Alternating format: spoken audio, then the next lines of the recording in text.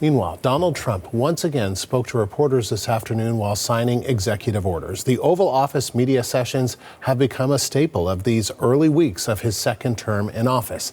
Unlike yesterday, though, Trump did not talk about Canada today, at least not directly. The CBC's Richard Madden joins me live from Washington. So, Richard, Trump did talk about another tariff that might impact Canada, but just the fact that he didn't talk about Canada today seems newsworthy.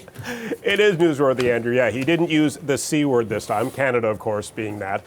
He did talk about another tariff that could be on the horizon, but I'm going to list three things that stood out from his brief exchange with reporters. He was signing some executive orders. The first two were all symbolic. The first one blocks any government funding for schools or universities that have COVID vaccine mandates. So this is very much symbolic because no states have them. The second executive order is the creation of a new Energy Dominance Council to explore options for drilling and securing energy in the U.S. Now, President Trump talked about building a new pipeline to bring cheap domestic energy to New York and England and New England, and those markets get a lot of their energy from Quebec Hydro. So we're efforting to get more details on this plan. But the third, and perhaps more significantly, was the president's surprise announcement of another round of tariffs. This time, a vague promise to slap tariffs on all auto imports. Take a listen. Sometime maybe around April 2nd. I would have done them on April 1st. Believe it or not, I'm a little superstitious. No, literally, we had it planned for April 1st. I said, let's make it April 2nd. You know how much money that costs? That costs a lot of money just that one day, but we're going to do it on April 2nd.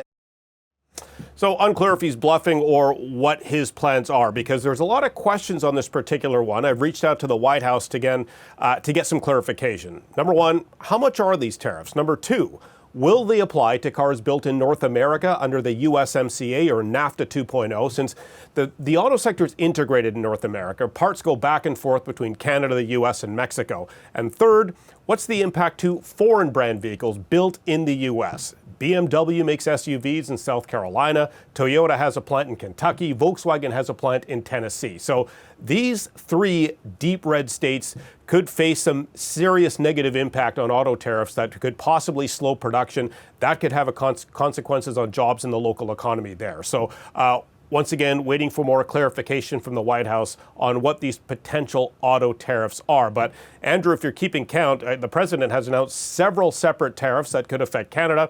We just heard him talking about auto tariffs. Of course, there's a 25% tariffs linked to border security and fentanyl that were on pause. And of course, his recent announcement of 25% tariffs on steel and aluminum. So possibly four sets of tariffs coming around April 1st or April 2nd from the president just moments ago at the Oval Office.